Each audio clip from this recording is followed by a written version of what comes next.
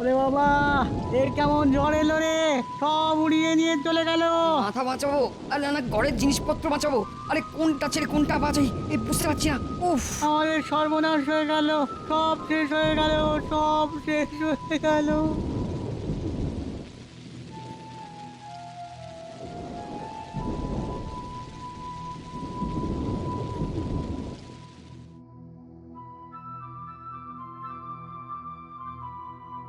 ব্যাপার কি মহারাজ, আপনি এরকম মুখ ভার করে বসে আছেন কেন? তা মুখ ভার করে থাকবো না তো কি আনন্দে দুহাত তুলে নিচে বেড়াবো? আপনি কি তবে মহারাজ কয়েকদিন আগে হয়ে যাওয়া ওই ঝড় ঝঞ্ঝায় পূব গায়ের ক্ষয়ক্ষতি নিয়ে ভাবছেন? একদম ঠিক, ওই চিন্তাতেই আমার মনটা আনচান আনচান করছে। তবে মহারাজ, এরকম কোনো চিন্তা নেই যার সমাধান নেই, তাই সবাই মিলে হাত লাগালে সবকিছুই সামলে ফেলা যাবে। বলছো তার মানে পূব গাঁয়ের প্রজাদের মুখে আবার হাসি ফোটানো যাবে? আপনি বলছেন যখন তখন না হয় চেষ্টা করা যেতে পারে, তবে কার কার মুখে হাসি ফোটাবেন মহারাজ? প্রজা কি আর একটা দুটো? কাকে ছেড়ে কার কথা ভাববেন? আবার আবার তুমি ফোড়ন কাটছো। ভাবলে ভাবলে একজন দুজন নয়, সবার কথাই ভাবতে হবে। আগে আপনার মতো প্রজাদরদি রাজা থাকতে প্রজারা কেন কষ্টে থাকবে মহারাজ? আপনি তাড়াতাড়ি ওখানে ত্রাণ পাঠানোর ব্যবস্থা করুন। শুনলাম ফসলেরও বিশাল ক্ষতি হয়েছে ওই পূব গায়ে, সেটাও তো খোঁজ নিয়ে দেখতে হবে। আমার তো মনে হয় শস্যের যা ক্ষতি হয়েছে তাতে এবারের মতো ওখানকার প্রজাদের খাজনা মকুব করে দিলেই ভালো হয়। অতি উত্তম প্রস্তাব। তবে ওই ত্রাণ বিলির ব্যাপারে একজন কাউকে তো দায়িত্ব নিতে হবে। তা গোপাল যখন ভাবনা চিন্তা করছে, তখন গোপালই না হয়। না না, এ কি বলছেন মহারাজ?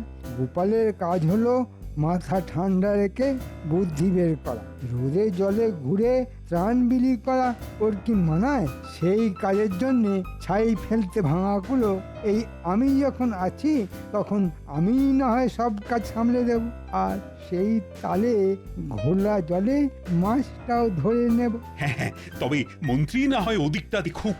একটু পরিশ্রম হলেও প্রজাদের কথা ভেবে আমি না হয় হাসি মুখে এটা মেনে নেব। কর্মই তো আমার ধর্ম।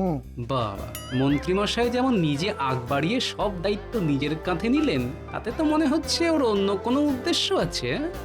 তবে তুমি চিন্তা করো না গোপাল, আমি যাই করি না কেন তোমার নাম নিয়েই করব। প্রজাদের মুখে মুখে তোমার নামই ঘুরবে। নাম তোমার হোক, আমার তো শুধু কাম নিয়ে কথা।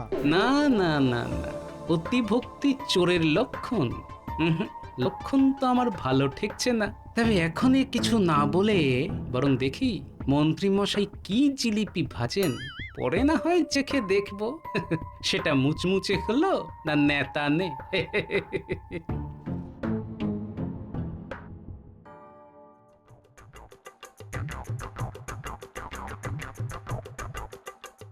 তাই তাই তাই খুব গায়ে যাই, লা লা লা লা লা, লুটে পুটে খাই। ও ফুর্তি যে আর ধরছে না দেখছি। বলি ব্যাপারটা কি? ত্রাণ বিলি করতে হবে, মানে যাকে বলে কোষাগার থেকে মুঠো মুঠো নিয়ে দু চারটে করে প্রজাদের দিতে হবে। মা, এ আবার কি অলক্ষণে কথা? এতে এত আনন্দ পাওয়ার কি আছে? আরে বাবা, কথাতেই তো বলে যত যত কান্না তত তত হাসি, যা টাটকা তাই বাসি। তাই এই ত্রাণ বিলির ব্যাপারটা বাসি হওয়ার আগেই টাটকা টাটকা নিজেরটা বুঝে নিতে হবে। দাঁড়াও দাঁড়াও দাঁড়াও, ফর্দটা লিখে ফেললি। কিন্তু তুমি আবার কিসের ফর্দ বানাবে? জামা, জুতো, আতর, শৌখিন, পাগড়ি। না না না না, কোনোটাই বাদ দেবো না। না না, আর একটু ভেবে দেখি, কিছু যদি বাদ চলে যায়। কেন গো, সত্যি সত্যি বড়সড় দাও মারবে এবার? হ্যাঁ, সে আর বলতে, মহারাজ যা দিতে বলেছে আমি তা দেব না, আর মহারাজ যা নিতে বারণ করেছে আমি সেটা বেশি বেশি করে নেব। বলো কি বলো কি? তার মানে তো একেবারে দুদিক দিয়ে লাভ। হ্যাঁ, সেই জন্যই তো আমি আগ বাড়িয়ে দায়িত্বটা নিজের কাঁধে নিয়েছি গিন্নি। কিন্তু প্রতিবারে যেমন হয় এবারেও তেমন শেষমেশ গোপাল এসে আমাদের বাড়া ভাতে ছাই ফেলে দেবে না তো? তবে শোনো গিন্নি, এবারে আমি এমন একটা ফুন্দি এঁটেছি যে ছাই ফেলা তো দূরের কথা, উল্টে গোপাল মুখে চুনকালি মেখে সারা পাড়া ঘুরবে।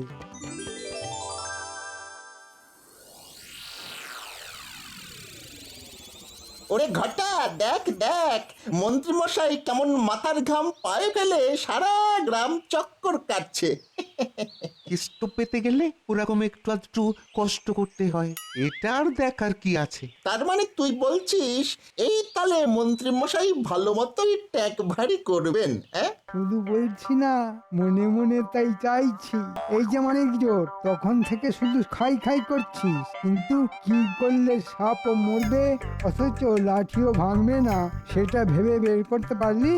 আমাদের যদি অত বুদ্ধি থাকতো তবে কি আর আপনার পেছন পেছন ঘুরতাম? হ্যাঁ?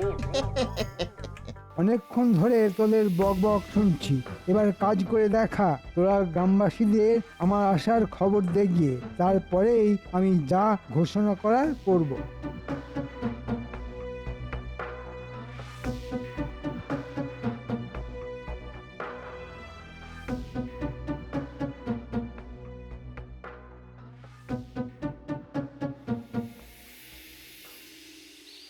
এই যে কে কোথায় আছো?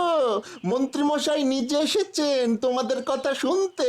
চটপট চলে এসো, এসো এসো।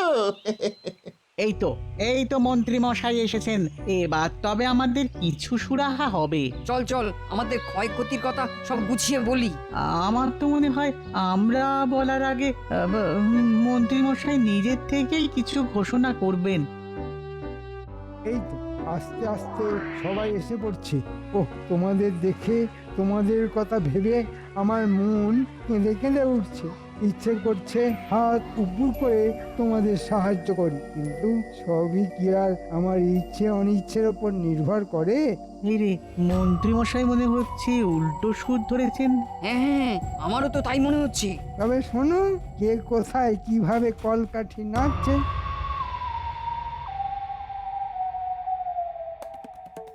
গোপাল দাদু, গোপাল দাদু, ও দাদু, এবার মনে হচ্ছে একটা কিছু হবে। মানে কানাঘুষো যা শুনছি তাতে তো মনে হচ্ছে বড় সড়ক কোনো একটা গন্ডগোল হচ্ছে। আরে অত হাঁপাচ্ছিস কেন? বেশ বেশ বেশ, আগে একটু জুড়িয়ে নে। ও আগে একটু শান্ত হয়ে দাঁড়া দেখি, তারপরে বল কি হয়েছে। ঠিক কি হয়েছে সেটা পুটি ভালো বলতে পারবে, ওর কাছেই শোনো। কুবগায় একটা কুটুম বাড়িতে গিয়েছিলাম, সেখানে গিয়েই শুনলাম আর কদিন পরে কুবগায়ের লোকজন এদিকেই আসবে দল বেঁধে। ওহ, মোক্ষম সময় গেছিলি তো তুই। আমিও তো এটাই চাইছিলাম রে, ওই গ্রামে কোথায় কি হচ্ছে সেই খবরটা জোগাড় করি। এদিকে আসছে মানে একেবারে আমার কাছে। এখন দাদু, পুটি তো তাই বলছে। এতক্ষণে বোধহয় সবাই কোমর বেঁধে ফেলেছে। ওরা বারবার তোমার নাম করে কি সব বলছিল, তুমি নাকি মহারাজের মাথাটা ঘুরিয়েছো, তবে ওরা একটা হেস্তনেস্ত করেই ছাড়বে। ওগো, এরা আবার এসব কি বলছে গো? হ্যাঁ গো বলি, এ কি সর্বনাশ! বললি কারা সব আসছে? আর কিসের কি হেস্তনেস্ত করবে ওরা? ওগো, তুমি আবার মহারাজের মাথা কবে ঘোরালে? এখন আমাদের কি হবে গো? হ্যাঁ? আরে বাবা, এতগুলো প্রশ্ন যদি তুমি একসঙ্গে করো তাহলে আমি কি করে উত্তর দেবো বলো তো? রান্নাবাটি ছেড়ে তুমি যদি কান্নাকাটি নিয়ে পড়ো তবে তো আমার কারবারে আরো কেরোসিন হয়ে যাবে। বলি তোমার কি মনে হচ্ছে আমি শখ করে কাঁদছি? বলি এদিক ওদিক থেকে এসে লোকরা মুখ ঝামটা দেবে আর আমি হাসি হাসি মুখ করে বসে থাকবো? এই দেখো, তুমি বসবে না লাফাবে সেটা পরে ভাবছি। এই শোন, তোরা আরেকটু খুলে বল দেখি ব্যাপারটা কি। ব্যাপার কিছু বুঝতে পারিনি, কিন্তু কুবগাঁয়ের বেশ কয়েকজন একসঙ্গে জড়ো হয়ে বলা বলি করছিল এখনই তোমায় এসে সব বলবে। মন্ত্রীমশাই ত্রাণের অর্থ দিতে পারছেন না, আর এর পেছনে তুমি নাকি পালের গোদা। নেহা, তুমি আছো বলে নাকি ওরা প্রথমে সব মেনে নিয়েছিল, তবে এবার আর ধৈর্য রাখতে পারছে না। তবে এটা আমি শুনেছি, ওরা বলছিল এমন অসময় মহারাজ কোথায় পাশে এসে দাঁড়াবেন তা নয়, উল্টে তোমার কথা শুনে যা নয় তাই করলো। মন্ত্রী মশাইও নাকি বলেছে তোমাকেই জবাবদিহি করতে হবে। ওরা তাই আগে তোমায় ধরবে, তারপরে সবাই মিলে মহারাজের কাছে যাবে। এই হ্যাঁ রে, ওরা কি খুব রেগেছিল? মানে মাথাটা বেশ গরম ছিল। দাঁড়াও, কি বললি তোরা? অসময়ে পাশে দাঁড়ানো? মন্ত্রী মশাই বলেছে ত্রাণের অর্থ দিতে পারছে না, আর আমি নাকি পালের গোদা। তার মানে মন্ত্রী মশাই ঘোলা জলে মাছ ধরেছে আর আমার নাম করে পিঠ বাঁচানোর মতলব করেছে। ওই দেখ দেখ, নিজের মনেই কেমন যোগ বিয়োগ গুণ ভাগ করছে। দেখ দেখি। ও হ্যাঁ, মনে পড়েছে, অর্থ দ্বিগুণ করে দেওয়া নামে নাকি অর্থ তোলা হয়েছে গ্রামে। ব্যাপারটা যদি সেই রকমই হয় তাহলে হ্যাঁ হ্যাঁ, এবার যেন কিছুটা পরিষ্কার হচ্ছে। এই এই নিজের মনে কি সব ছাইপাশ চিন্তা করে বিড় করছো বলো দেখি? এবার আর আমি বলবো না গিন্নি, এবার যা বলার মন্ত্রী মশাই নিজের মুখে বলবে। নিজেকে নির্দোষ প্রমাণ করার জন্য দোষীকে দোষ স্বীকার করতেই হবে। তবে তার আগে মহারাজের কাছে একটা খবর পাঠাতে হবে।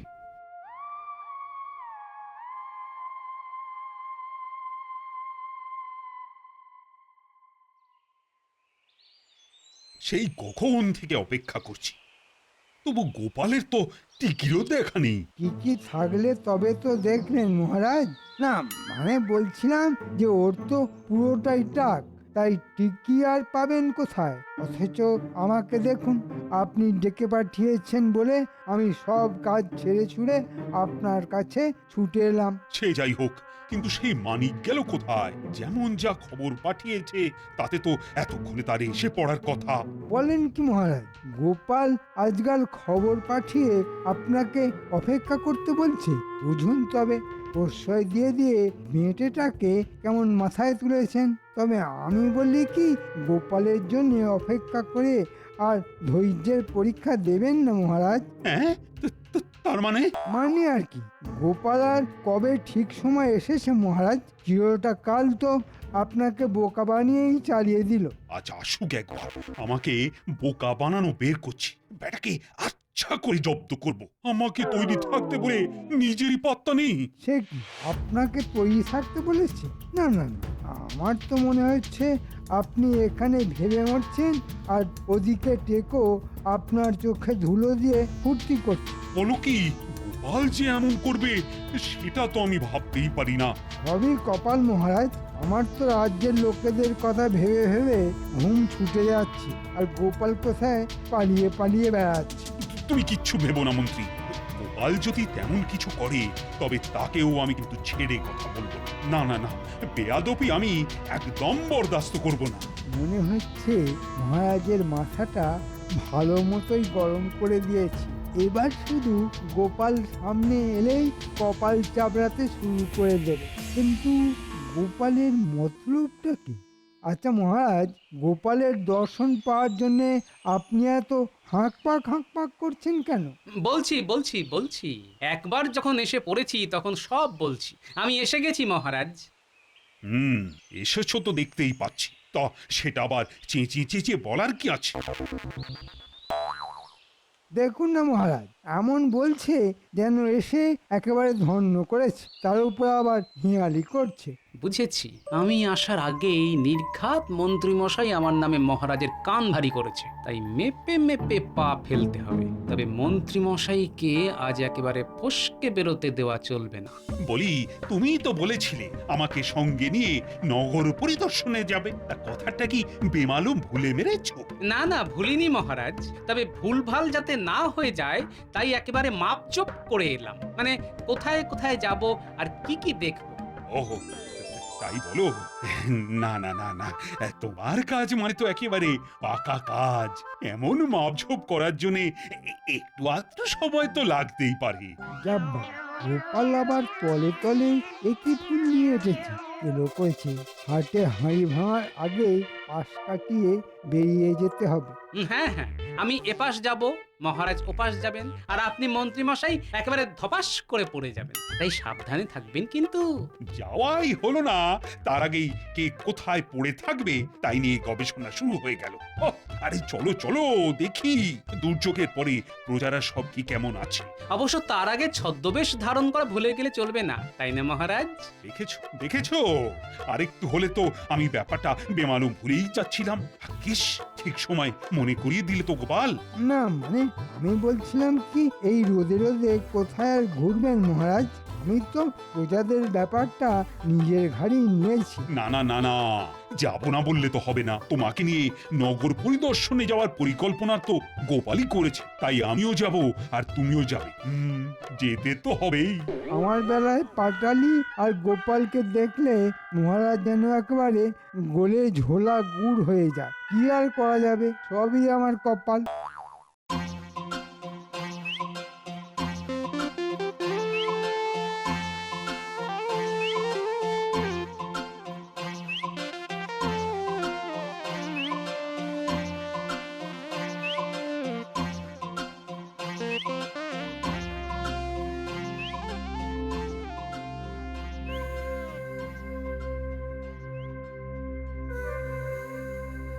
কেমন কি দেখছেন মহারাজ? না না না, দেখে তো তেমন সুবিধের ঠেকছে না। সবাই যেন কেমন মুখ ঝুলিয়ে আছে। তাই তো, কেমন ফ্যাল ফ্যাল করে তাকাচ্ছে। এই যে এটা তো পূব গাঁ, গোপাল তো বেছে বেছে এমন জায়গায় আনলো মহারাজকে যেখানে সবাইকে গোপালের নাম করে আমি টুপি পরিয়েছি। এদের দুর্গতির কথা জানলে যে মহারাজ আমাকে আত্মহরা করে দেবেন। না, ভাবগতিক তো আমার ভালো ঠেকছে না। কি ব্যাপার মন্ত্রী, এদের কাছে কি আমার ভর্তুকির অর্থ এসে পৌঁছয়নি? কেন পৌঁছাবে না মহারাজ? ভালো করে দেখুন, ওরা ফ্যাল ফ্যাল করে তাকাচ্ছে না ফিক ফিক করে হাসছে। আমি তো চোখে কানে শুধু হাসি দেখছি আর হাসি শুনছি। তাই নাকি? এই রে, মন্ত্রী তো আবার আমার সব গুলিয়ে দিল। এই তুমিও কি তাই শুনছো নাকি গোপাল? দাঁড়াও বাছাধন, তোমায় আমি শোনাচ্ছি। এই যে ভাই শোনো,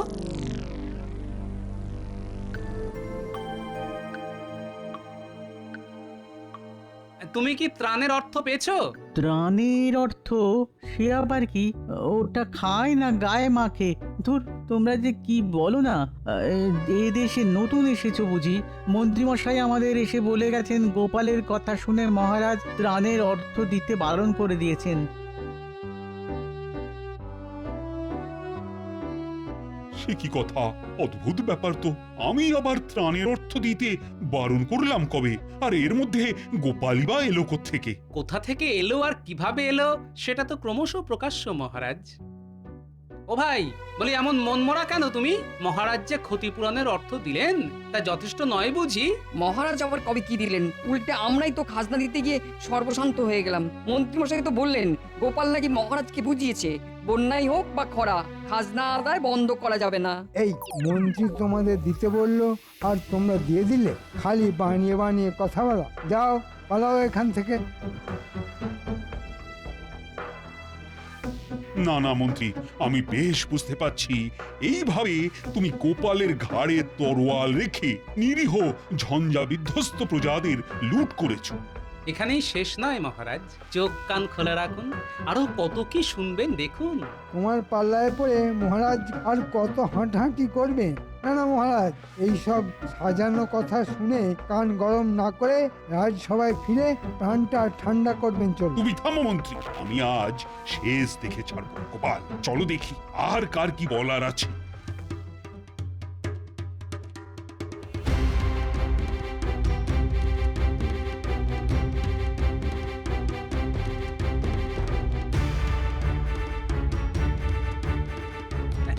এই তো ভাই, তুমি এমন ফ্যাল ফ্যাল করে তাকিয়ে আছো কেন? মনে সুখ নেই নাকি? না না না না না, সুখ আসবে বলে মুখ হাঁ করে বসে আছি। দুজন লোক এসে কষ্ট করে জমানো ওই 5টা করে মোহর নিয়ে চলে গেল আর বলে গেল গোপাল নাকি এমন বুদ্ধি খাটিয়েছে যে 1 সপ্তাহ পরেই দ্বিগুণ মোহর ফেরত দিয়ে যাবে। কিন্তু সেই লোক সেই যে গেল, গেল তো গেল, আর এলো না কি, তাই তো? একদম ঠিক। আর শুধু আমি নয়, আমার মতো ওই 20 জন এইরকম হাঁ করে বসে আছে। দুটো চোখের পাতাও এক করতে পারছি না, পাছে তারা এসে আবার যদি ফিরে যায়। যত সব গাঁদা ঘুরি গল্প। ঘটা ঘটা তো 10 জনের কাছ থেকে মোহর নিয়ে আমাকে দিল, আর এরা সেটা বাড়িয়ে 20 বানিয়ে দিল। বটে, তার মানে শুধু গোপালের নাম ভাড়ানোই নয়, সঙ্গে বটা ঘটাকেও লাগানো হয়েছে এই জালিয়াতির কাজে। এই রে, উত্তেজিত হয়ে মুখ ফসকে কি না কি বলে ফেলেছি। কি না কি নয় মন্ত্রী মশাই, আর কতক্ষণ চেপে চুপে রাখবেন? যেমন ঘি ছড়িয়েছেন তেমনই গন্ধ ছড়াচ্ছে। এখন মহারাজ শুঁকে দেখুন কেমন কি বুঝছেন। আমার আর বুঝতে কিচ্ছু বাকি নেই। গোপালের নামে মেরে হাঁস মন্ত্রী খেয়েছে পুরো মাস। আজকের মধ্যে মন্ত্রী প্রাণের সব অর্থ বিলি করবে। আজ না যা আমি মুকুব করে দিয়েছি তা ফেরত দেবে। আর আবার কি মহারাজ? আর এই যে অর্থ দ্বিগুণ করা জালিয়াতি, সেই অর্থ গুনে গুনে ফেরত দিতে হবে, আর সেটাও ওই একেবারে দ্বিগুণ করে। এই মরেছে, এ কি মুশকিলে পড়লাম রে বাবা। মুশকিলের আর কি হয়েছে? এরপর গোপালের নামে এই সব জালিয়াতি করার জন্য তোমার আগামী 6 মাসের বেতন কেটে সেই অর্থ গোপালকে দেওয়া হবে। এবারের মতো ছেড়ে দিন মহারাজ, আমাকে আমাকে এইভাবে ধনের প্রাণে মারবেন না মহারাজ, আমাকে ছেড়ে দিন মহারাজ। আমি আজই ভেড়া পিটিয়ে জানিয়ে দিচ্ছি, এই সব তোমার কুকীর্তি। এর মধ্যে গোপালের কোনো দোষ নেই। আগেই তো বলেছিলাম মন্ত্রী মশাই, এপাশ নয় ওপাশ নয়, একেবারে ধপাস হয়ে যাবেন। আপনার জালিয়াতি হাতে হাতে ধরা যখন পড়েই গেছে, তখন হাতে গরম শাস্তিটাও যে পেতেই হবে। ঘোলা জলে মাছ ধরবেন অথচ পাক লাগবে না, তাই কখনো হয়? হ্যাঁ।